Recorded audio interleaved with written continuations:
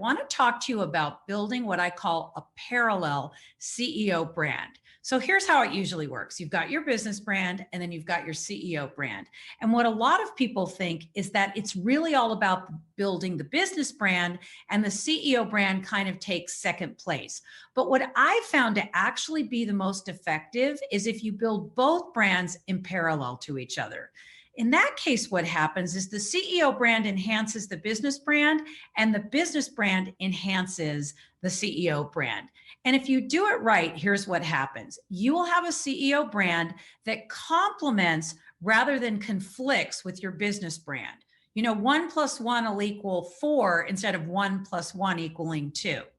The other thing that's really important about building a parallel brand is that it has to be authentic and sustainable over time. So you can't just come up with a CEO brand that, sounds good. It has to be something that's really authentic to who you are and true to who you are, because over time, that will have the greatest longevity. And then the third and the most important thing about building a CEO brand is it has to be positive and affirming and interesting. It can even be contrarian, but what it can't be is negative.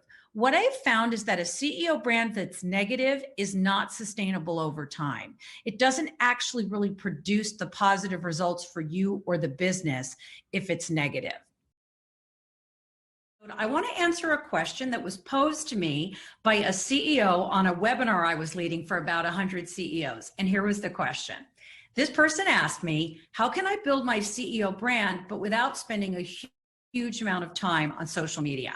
And I love that question. I thought it was great because most of the CEOs I deal with do not have a huge amount of time to sit around creating posts and posting them. And so here's my answer to that question. There's really a couple of things you have to think about. And the first one is that to be effective, really all you have to do is post 3 to 5 times a week. And you can even cross post. You can create one post, but you can put it on LinkedIn and Facebook and Twitter and Instagram. Now they might need a little bit of reformatting or a little bit of tweaking, but essentially you don't have to create a different post for each one. You can create one post and repost it. And so if you do that 3 to 5 times a week on your social media, that's good basic social media hygiene for your CEO brand. The other thing is that you can have someone else create and do the posting. Now that doesn't mean that you can't be involved in it. You need to be involved in the social, but it doesn't mean you have to be developing everything yourself. For certain, as the CEO, you don't want to be taking your time to be doing the actual posting. So the way I do that with clients is I sit down and have a conversation with them about what is their key thought leadership, what are the points they want to make, what are the topics that are the most important, and then I can develop and design posts around that for their approval, which then can be pushed out to their social. And then the last thing is you really have to take an approach to CEO branding on social. That's what I call concentric circles of content. And here's what that is. At the very heart of the circle of content for a CEO are those things that relate to their CEO brand, their thought leadership, the business that they're in, their area of expertise. So a lot of the posting and the content will be around that. But once you get beyond that, you have the next level out or the next rung in the circle of concentric circles of social media or concentric circles of content. And that has to do with things that are tangential or related to those topics. And then the third and the final concentric circle of content really has to do with those things that are happening either in the world or at the time that you're talking about posting. So here's a perfect example. Thanksgiving, right? Every CEO, regardless of what you do for a living, what your business does, what your expertise is, what your thought leadership is, every CEO can and should be talking about gratitude at Thanksgiving because gratitude and Thanksgiving go hand in hand. And if you do that, you'll spend enough time on social media to make it work for your CEO brand, but you won't be overwhelmed by the time that you have to spend on social media. I'm going to talk to you about the 3 biggest mistakes I see people make in building their CEO brand. And the first mistake is not thinking you need one. So I get calls every week where people go, some CEO calls me and goes, My marketing manager is making me call. My CMO says I have to call. My board is telling me I need a CEO brand, and they sound like they're being dragged through fire.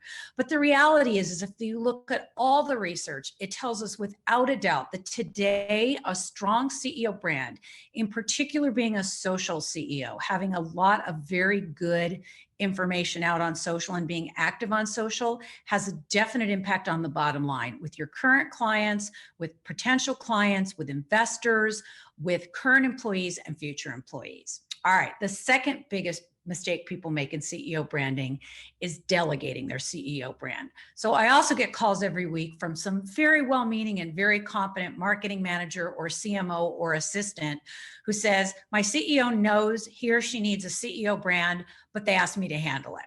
And the reality is, no matter how fabulous and competent those people are, it's not their job.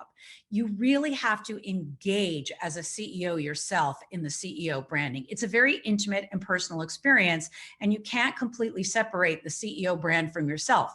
That doesn't mean you have to do everything, but you have to be heavily engaged and heavily involved. I won't even take on a client for CEO branding who doesn't want to deal with me themselves and only wants to delegate it to one of their staff members or their marketing department.